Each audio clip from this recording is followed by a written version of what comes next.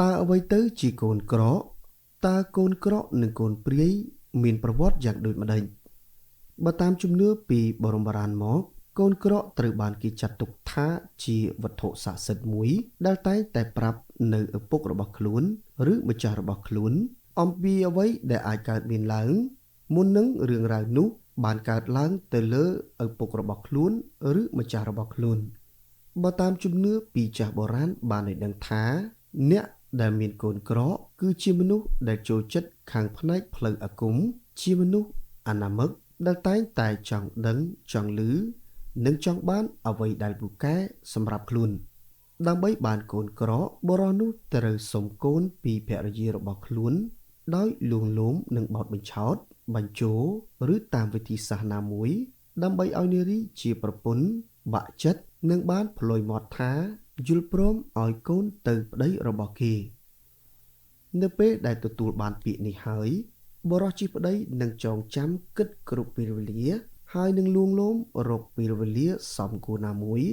ដើម្បីលួងនាងទៅកាន់ព្រៃជ្រៅឬទីកន្លែងស្ងាត់ណាមួយនឹងបានធ្វើសកម្មភាពចាប់បង្ខំនិងសម្លាប់វះយកកូននៅក្នុងផ្ទៃបើតាមចាស់បុរាណបានឲ្យដឹងថាកូនក្រកគេច្រើនតែយកកំឡុងពេលដែលប្រពន្ធមានកូននៅក្នុងផ្ទៃពោះចាប់ពី3ខែទៅ5ខែដោយសារតែកំឡុងពេលនេះគឺកូននៅក្នុងផ្ទៃរបស់ស្ត្រីគឺមានមាឌទូចងាយស្រួលនៅក្នុងការយកមកធ្វើពិធីឆ្អើរឬរុំអំបោះសីមាធ្វើពិធីផ្សេងៗចាស់បុរាណបានបន្តទៀតថាអ្នកដែលរៀនអាគមងងឹតបានយកកូនក្រកដែលខ្លួនបានវះបានពីប្រពន្ធរបស់ខ្លួនយកមកធ្វើពិធីចងនឹងមន្តអាគមខ្មៅនិងចិញ្ចឹមបីបាច់កូននោះដើម្បីឲ្យคล้ายទៅជាអ្នកផ្ដល់ដំណឹងផ្សេងៗនៅពេលដែលរូបគេត្រូវការដឹងបុរសជាឪពុកឬម្ចាស់តែងតែដាក់បាយ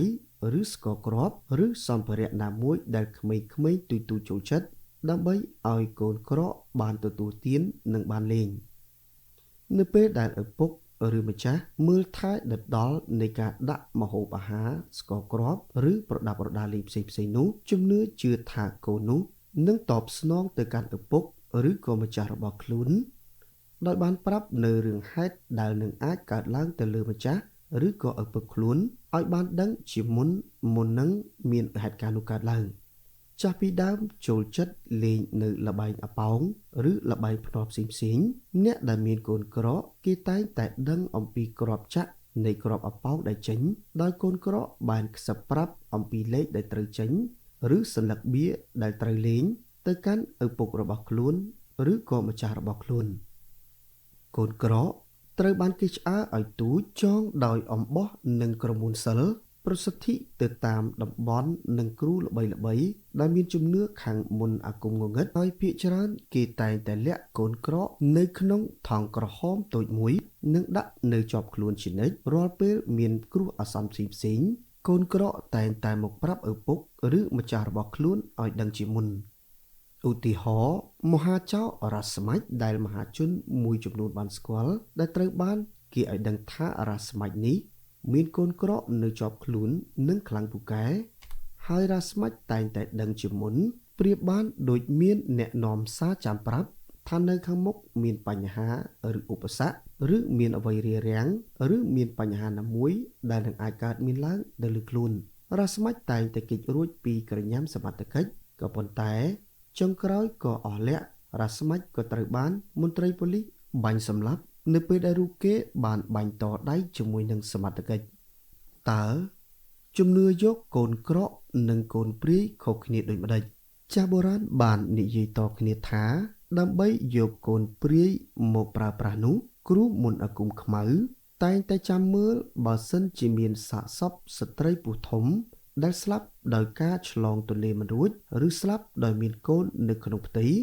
ដែលជំនឿចាស់បាននិយាយថាជាព្រាយក្រឡាភ្លើង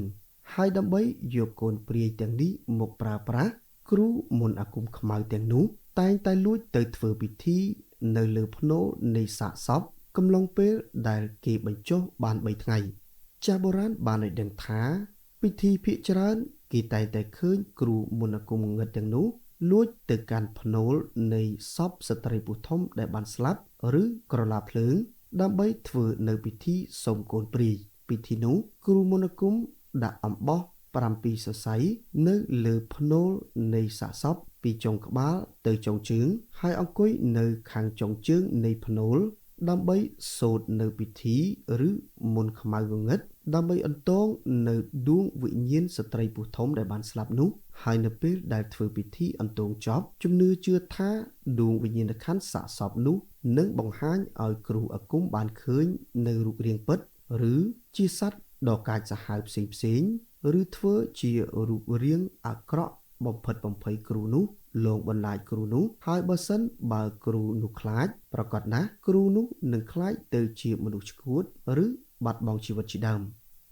ប៉ុន្តែប្រសិនបើគ្រូខ្លាំងពូកែហើយមិនខ្លាចការលងបន្លាចការធ្វើឲ្យឃើញនៅរូបភាពផ្សេងៗនៅពេលដែលលោកគ្រូសុំកូននោះស្ត្រីរូបនោះឬក៏ព្រាយក្រឡាភ្លើងនោះនឹងអនុញ្ញាតឲ្យលោកគ្រូយកកូនទៅចិញ្ចឹមហើយកូននោះហើយគឺជាកូនព្រាយដែលត្រូវបានសូត្រនិងទាញចងដោយអំបោះដែលអំបោះនេះរុំជាមួយនឹងវត្ថុអ្វីម្យ៉ាងដែលតំណាងឲ្យកូនព្រាយហើយវត្ថុនោះនឹងคล้ายទៅជាវត្ថុស័ក្តិសិទ្ធិដែលត្រូវបានលោកគ្រូនោះដាក់ជាប់ខ្លួននិងយកទៅប្រើប្រាស់ប្រៀបបានដូចជាកូនក្រដែរកូនព្រាយមិនមានរូបរាងជាក់លាក់ដោយកូនក្រនោះទេបើទោះបីជាកូនព្រាយមានជារូបតំណាងជាអំបោះជាក្រមួនឬជាវត្ថុផ្សេងក៏ប៉ុន្តែអានុភាពនៃកូនព្រាយមិនខុសពីកូនក្រទេកូនព្រាយគេតែងតែប្រាប់នៅរឿងរ៉ាវផ្សេងប្រាប់ទៅកាន់ម្ចាស់របស់គេដោយកូនក្រដែរចាស់លោកតែងតែចំណាំថាបើសិនជាបុគ្គលរូបនោះមានចិញ្ចឹមកូនក្រឬកូនព្រាយងាយស្រួលនៅក្នុងការចំណាំដោយសារនៅពេលដែលរូបគេទៅទីណាកន្លែងណានៅពេលដែលទទួលទានម្ហូបអាហារផ្សេងៗគេតែងតែចាប់បាយបន្តិចសម្លបន្តិចដាក់កូនចានមួយផ្សេងហើយដាក់នៅក្បែរខ្លួនរួចហើយទើបរូបគេទទួលទានអ្នកចិញ្ចឹមកូនព្រាយខុសពីកូនក្រត្រង់ថានៅពេលយប់នៅពេលដែលគ្រូនោះទទួលទានចាំបាច់ត្រូវដុតភ្លើងទៀនឬភ្លើងបំភ្លឺផ្សេងៗហើយបើសិនកំពុងទទួលទានភ្លើងនោះរលត់ឬដាច់ភ្លើងលោកគ្រូនោះនឹងឈប់ទទួលទានភ្លាមដោយកូនព្រាយទាំងនោះគឺតែងតែលូកដៃទទួលទានច្បាមម្ហូបអាហារផ្សេងៗនៅក្នុងចានកូនព្រាយមិនសូវជាមានរបៀបរបបដោយកូនក្រប៉ុន្មានទេនេះគឺជាជំនឿរបស់ចាស់បុរាណចាស់បានដំណាលទៀតថាកូនក្រឬកូនព្រាយបើសិនជាបុគ្គលនោះមើលថែដិតដល់គ្រប់និងដាក់ចំណីឲ្យគ្រប់គ្រាន់នោះគេស្រឡាញ់ម្ចាស់គេណាស់តែងតែប្រាប់នៅរឿងរ៉ាវអ្វីដែលកើតឡើងជាមុនទៅដល់ម្ចាស់និងនាំសុខចម្រើនដល់ម្ចាស់ប៉ុន្តែបើសិនជាម្ចាស់នោះមើលថែមិនបានដិតដល់នោះទេប្រកាសណាស់កូនព្រាយឬកូនក្រតែងតែនាំនៅភាពចង្រៃផ្សេងៗកើតមានឡើងទៅដល់ម្ចាស់របស់ខ្លួនជាដើមតើអ្វីទៅជាមុនខ្មៅតើកូនក្រនិងកូនព្រាយពិតជាអាចប្រាប់ព័ត៌មានឬរឿងរ៉ាវដែលកើតមានឡើងទៅដល់ម្ចាស់